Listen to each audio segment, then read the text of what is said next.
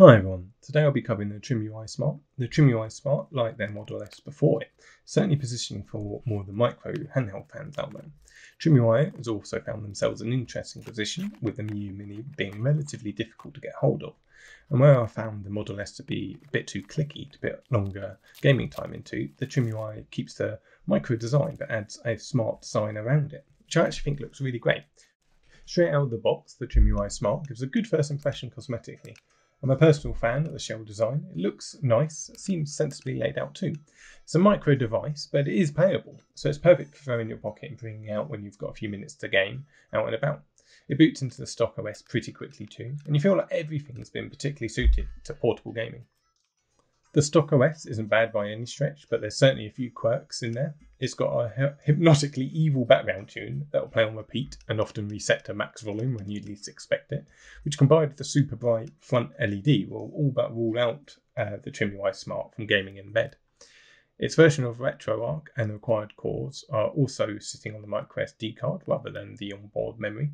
So if the stock SD card corrupts on you for whatever reason, you'll be stuck. So make sure you back it up or buy from the retailer with a trusted customer service team behind it.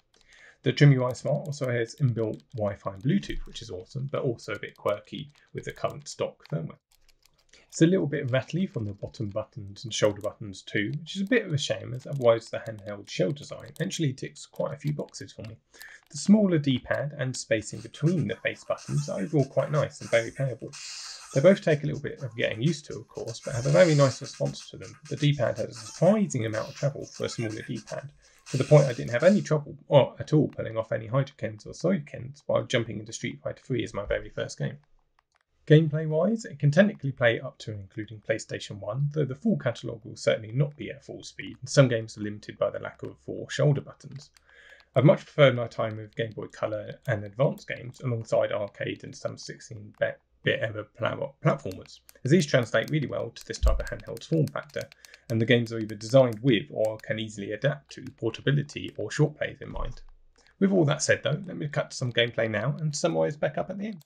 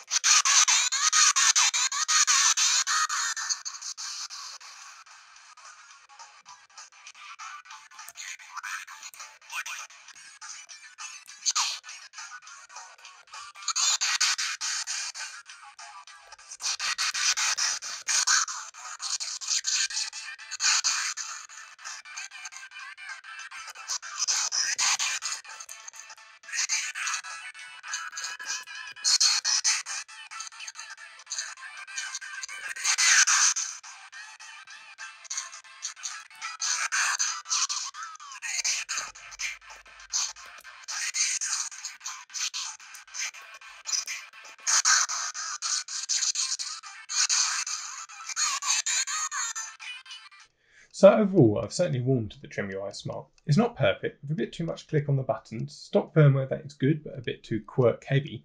But the TrimUI Smart overall is full of potential, and the more I played, the more potential I started to see. It's a micro handheld that I'll definitely be putting some hours into, especially with all the travelling over the festive season, as its comfortable controls and super small form factor just lends itself so well to this. In fact, I've actually picked up a couple of units in order to make use of the inbuilt hotspot to do some multiplayer gaming between them with family over the festive holidays, and we'll be doing a quick follow-up video on just trying that out, so please do check back around if that's of interest to you. That's it for now though, thanks so much for watching.